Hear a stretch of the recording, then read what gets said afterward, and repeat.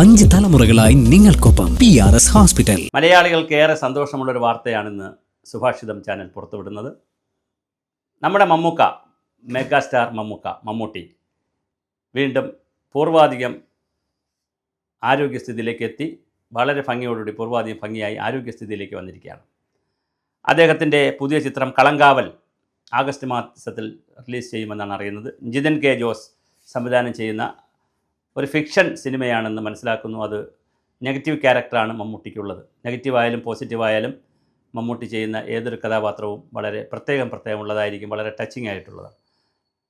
വളരെ കൃത്യമായ കൃത്യനിഷ്ഠകളും ജീവിതചര്യയും വ്യായാമവും ഡയറ്റും എല്ലാമുള്ള ഒരു അതുല്യ കലാപ്രതിഭയാണ് മമ്മൂട്ടി. പക്ഷേ എങ്കിൽ പോലും അസുഖം എന്ന് പറയുന്നത് രോഗം ഏതൊരാളിനും ഏത് സമയത്തും രംഗബോധമില്ലാതെ കടന്നു വരാം. അങ്ങനെ മമ്മൂട്ടി വളരെ കൃത്യമായ ഒരു ജീവിത ദിനചര്യയൊക്കെ ഉള്ള വ്യക്തിയാണ്. എങ്കിൽ പോലും അതൊക്കെ പലപ്പോഴും അദ്ദേഹം വളരെ കൃത്യമായി ഇങ്ങനെ ചെയ്യുന്നത് പലപ്പോഴും വീഡിയോയിൽ റീൽസിലൊക്കെ നമ്മൾ കണ്ടിട്ടുണ്ട്. മാത്രമല്ല അദ്ദേഹത്തിൻ്റെ ചെന്നൈയിലെ വീട്ടിലുമൊക്കെ മഴവെള്ള സംഭരണം, സോളാർ, പ്രകൃതിയോട് വളരെയധികം സാധ്യതയുള്ള വലിയ രീതിയിലൊക്കെ ജീവിക്കുന്ന ആളാണ്. ഞാൻ അദ്ദേഹവുമായി വ്യക്തിപരമായി തന്നെ ഞാൻ വാട്ടർ റിസോഴ്സ് ഡിപ്പാർട്ട്മെൻറ്റിൽ ജലവകുപ്പ് ഡയറക്ടറായിരുന്നപ്പോൾ ലാൽ ജോസ് അഭിനയിച്ചിട്ടുള്ള മഴവെള്ള സംഭരണത്തെക്കുറിച്ചുള്ള ഒരു വീഡിയോ, ഒരു 2-3 മിനിറ്റുള്ള വീഡിയോ റിലീസ് ചെയ്യണമായിരുന്നു. അത് എറണാകുളത്ത് വെച്ച് റിലീസ് ചെയ്യാൻ്റെ ഭാഗമായി മമ്മൂട്ടി എനിക്ക് നേരിട്ട് പോയി സംസാരിക്കുവാനും കാരവണിൽ അദ്ദേഹം അവിടെ ഒരു സിനിമ സെറ്റിൽ ഷൂട്ടിംഗ് നടക്കുന്ന സെറ്റിലേക്ക് പോവുകയും അവിടെ വെച്ച് അദ്ദേഹത്തിൻ്റെ കാരവണിലിരുന്ന് കുറച്ച് സമയം സംസാരിക്കാനും എനിക്ക് ചായയൊക്കെ തന്നിട്ടുണ്ട്, അപ്പോൾ ജ്യൂസ് തന്നിട്ടുണ്ട്.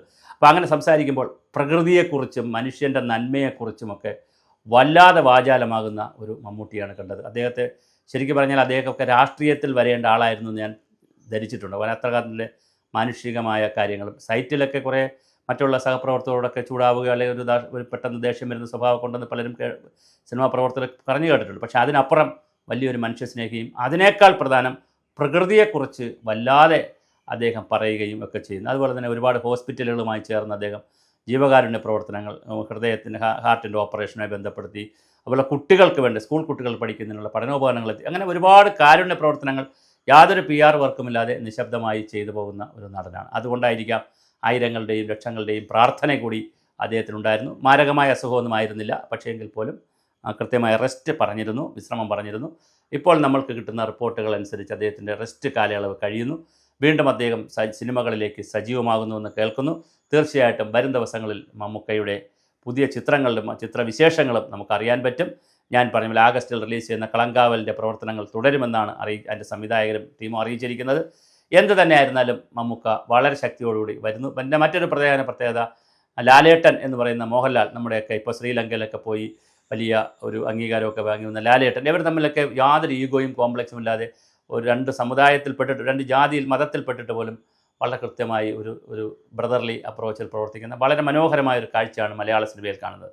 അതിൽ ഒരാൾ മെഗാസ്റ്റാർ ആണെങ്കിൽ ഒരാൾ സൂപ്പർ സ്റ്റാറാണ്. അപ്പോൾ അതിൽ മെഗാസ്റ്റാറായിട്ടുള്ള മമ്മൂട്ടി വലിയ ആരോഗ്യത്തോടുകൂടി പൂർവാധികം ഭംഗിയായ ആരോഗ്യത്തോട് തിരിച്ചു വരുന്നു എന്ന് കേൾക്കുന്നത് ഏതൊരു മലയാളിയെപ്പോലെ നമുക്കും സന്തോഷമുള്ള കാര്യമാണ്. തീർച്ചയായിട്ടും മമ്മൂട്ടി ആയുരാരോഗ്യത്തോടുകൂടി വീണ്ടും സജീവമായി സിനിമയിലേക്ക് വരട്ടെ. പുതിയ കഥാപാത്രങ്ങൾ, വ്യത്യസ്തമായ വേഷങ്ങൾ നമുക്കിനി കിട്ടുമെന്ന് പ്രതീക്ഷിക്കാം. മമ്മൂക്കയ്ക്ക് എല്ലാവിധ ആയുരാരോഗ്യ സൗഭാഗ്യങ്ങളും ഉണ്ടാകട്ടെ എന്ന് ആഗ്രഹിക്കുന്നു. എന്തായാലും വലിയ സന്തോഷമുള്ള വാർത്തയാണ്. മമ്മൂക്ക തിരിച്ചു വരുന്നു.